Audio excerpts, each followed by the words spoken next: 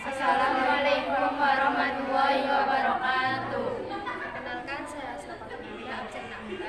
Saya Isma Safina, absen 18. Saya Dika Dityani Sisti, absen 15. Saya Febrina, absen 17. Saya Dini, absen 14. Dan saya Dina Lestari, absen 13. Di sini kita akan menjelaskan materi tentang uang. Tentang transaksi jual beli, uang memiliki 3 jenis nilai, yaitu nilai nominal, nilai intrinsik, dan nilai real. Nilai nominal adalah nilai tetap yang tertera pada uang. Sementara itu, nilai intrinsik adalah nilai sebenarnya yang terkandung dalam benda yang digunakan dalam pembuatan uang tersebut.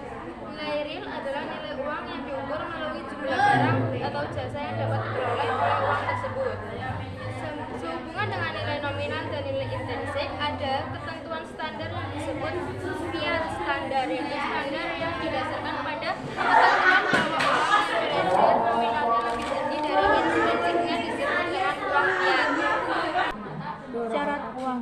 Suatu benda dapat dikategorikan sebagai uang jika benda tersebut telah memenuhi syarat-syarat tertentu yang dapat diterima secara umum. Syarat-syarat tersebut adalah sebagai berikut. Diterima secara umum.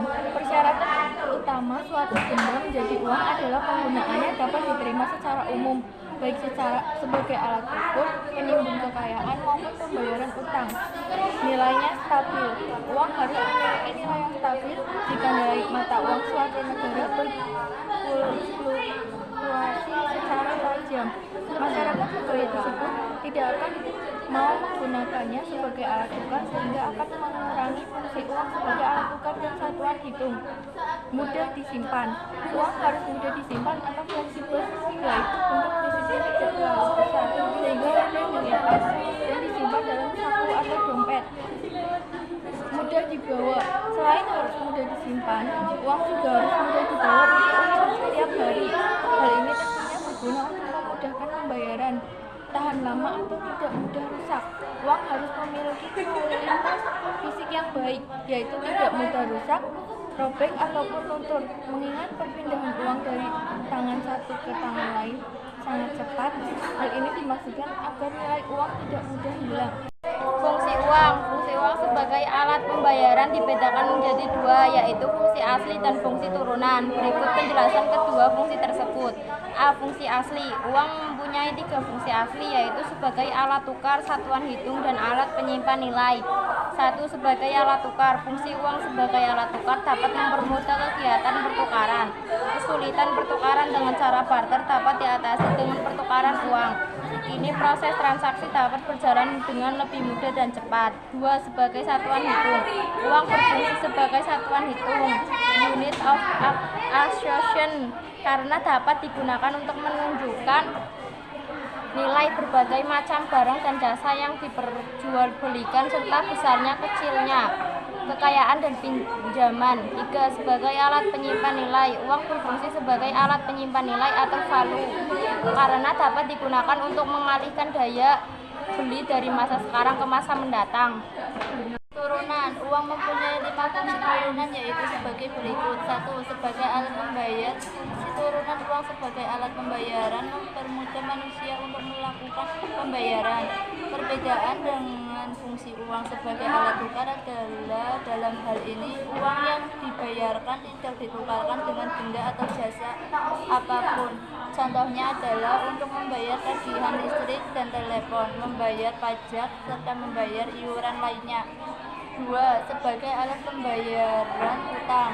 Uang digunakan sebagai satuan pengukur pembayaran tertunda, pembayaran berjangka, pembayaran di masa yang akan datang, atau pembayaran utang dan piutang. Oleh karena memiliki nilai yang relatif stabil, penerima pembayaran pada masa yang akan datang tidak akan dirugikan. 3.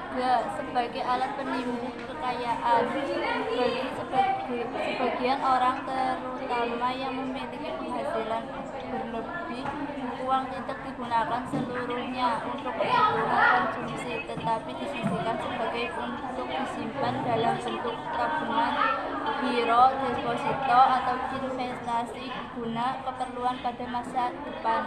4. Sebagai alat pemindai kekayaan. Dengan uang, orang dapat memindahkan kekayaan atau benda yang diinginkan. Contohnya, seseorang yang memiliki rumah di suatu daerah dapat memindahkan rumah tersebut ke daerah lain dengan cara menjualnya terlebih dahulu, kemudian membeli rumah di lokasi yang baru.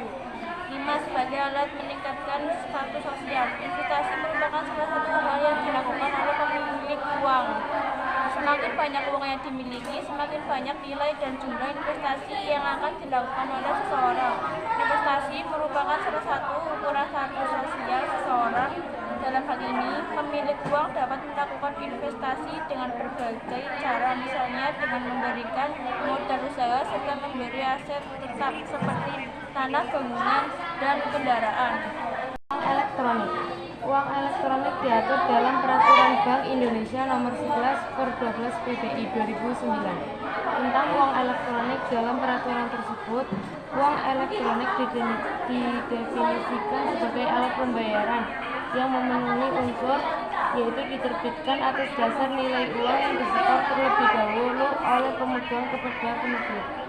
Nilai uang disimpan secara elektronik dalam suatu media seperti server atau chip, digunakan sebagai alat pembayaran kepada pedagang yang bukan merupakan penerbit uang elektronik tersebut,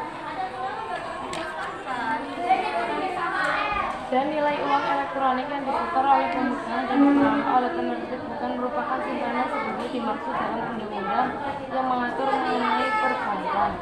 Nilai uang elektronik adalah nilai uang yang disimpan secara elektronik pada suatu media yang dapat digunakan untuk kepentingan transaksi pembayaran atau transfer dana. Untuk melihat jenis-jenis uang elektronik yang beredar di Indonesia, Anda dapat memindai kode. Penggunaan uang elektronik dapat memberikan manfaat sebagai memberi kemudahan atau kecepatan dalam melakukan transaksi, tidak lagi menerima uang kembalian dalam bentuk barang, dan dapat diaplikasikan pada transaksi massal yang nilainya kecil.